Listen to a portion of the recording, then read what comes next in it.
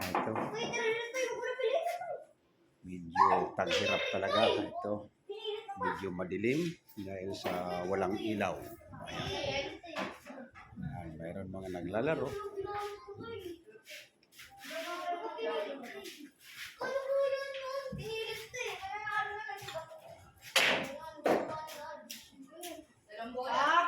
Ano? Ano mo na sa mo? 40,000 na sila eh. Ano, hindi ako dito ba? Sorry. Doon na na, sumunod kayo siya. Sports gate yan. Ano sa stress yan? Oo. Yun na yun, baka di mo pa rin pasok yun. Madilim kasi wala talagang ilaw. Kaya ito, plano kong bilhan ito ng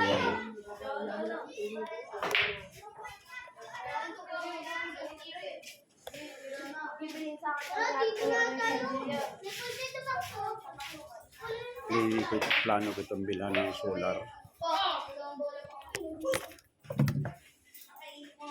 Bola ka din. Ubus bola kayo. Uy.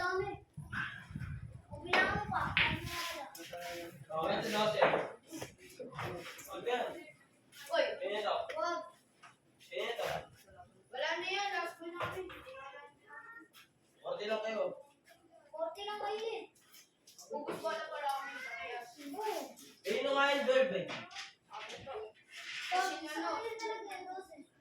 Last school lang ito eh, sa inyo na dos kayo. Amin. Ako na ako pasok yan. Para pag-run out, meron akong bubuksan na solar.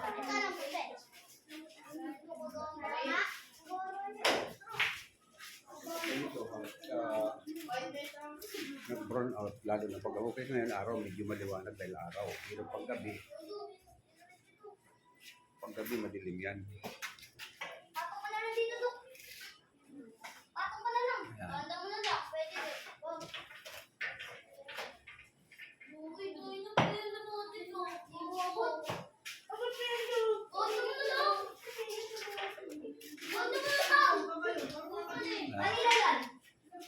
Ayusin yung laro nyo. Pangilang video na yan. Bali, isa pa, dalawa. Ano po ito? Board mesa. Natalo kami. Kaya na isang laro namin. Uy, bola.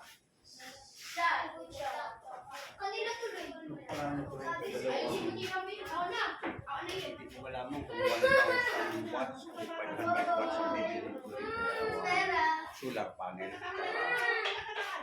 Ito yung Burn out man, may ilaw ako.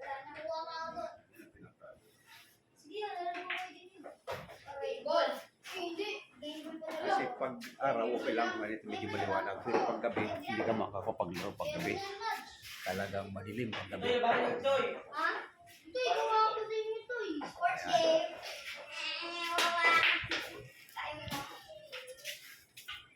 Ay, isit nyo na. Tapos na, isang set ulit. Tapos nyo. Oy, isa lang namin sa'yo ah. Ha? Isa lang namin sa'yo. Isa lang namin sa'yo. Isa pa kayo? Look, look. Sama mo na look. Buwan tayo pera. As kinigiban. Hihiban. Isa pa tayo, Toy? Isa pa kayo? Oh, sama mo na ako. Isa pa sila? Ha? Punta na sila to. Tingnan pera.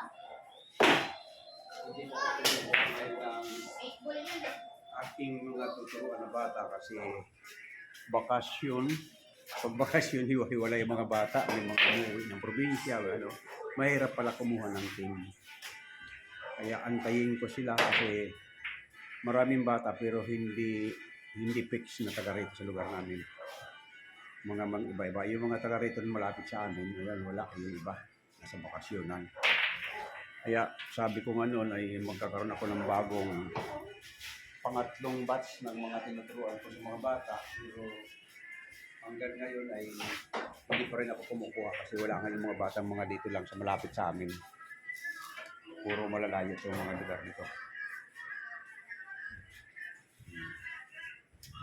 Kaya ako naman itinanong para pinaplano ko nito, yun nga, sabi ko lalagyan ko ng solar. At titingnan natin kung dalawang solar panel, obra na siguro dito.